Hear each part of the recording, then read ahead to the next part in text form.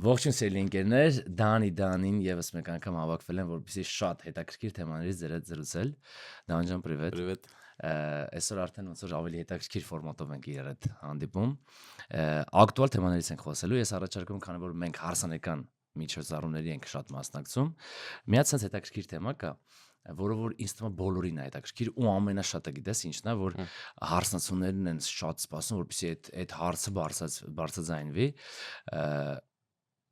երեխաների հետ կապված։ Ցավոտ թեմա ես կպում ու դի հաստատ արժե քննարկել այսօր։ Այսինքն սիրելի ծնողներ, երբ որ ձեր երեխաներին բերում եք միջոցառումներին, շատ կարևոր է որպեսզի ուշադիր լինեք ձեր երեխաների հետ կապված գոնե առիթի ժամանակ շատ մի քանի կարևոր պայմաններ կա։ Կան հետաքրքիր լիքը պատմություններ հարսի բարի ժամանակ, տորթի ժամանակ, երբ որ երեխային հայտնաբերում ենք ծուխերի միջից։ Այնքան փոքր է չելերը, չէ՞ ծխի մեջ մի քիչ էլ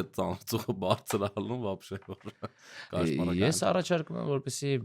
այդ ժամանակ ինձ թվում է ծնողները չմոռանան, որ իրենց երեխաների հետ են եկել, որովհետև շատ կարևոր է։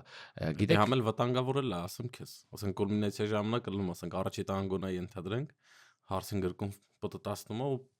դրուկն է երեխայա տենց կանգնած ու գիտես ինչն է ամենահետաքրքիրը, որ նայ մարտիկ հարսանիքի ժամանակ մանավանդ հարսնացուները գալի ասում են մեր համար կարևոր է,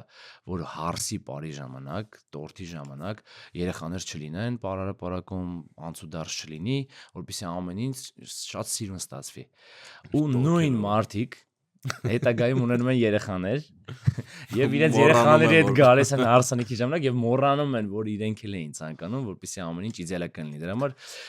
ինչ են կոզում ասենք, հա, կամ մի բերեք երեխեքին կամ բերում եք տիրություն արեք գոնե։ Դա շատ կարևոր է մեր համար, բոլորի համար։ Բացի մեր համար, ինձ թվում է այդ օրը հարսնացուն ու փեսացուն ուզում են, որպեսզի իրենց պատկերացրած հեքիաթի պես լինի, ու եթե դուք իրենց հարազատն եք, իրենց բարեկամն եք, պետք է ամեն ինչ անեք, որպեսզի այդ օրը իրենց համար ամենագեղեցիկը լինի։ Գոնե այդ հատվածներում, չէ՞։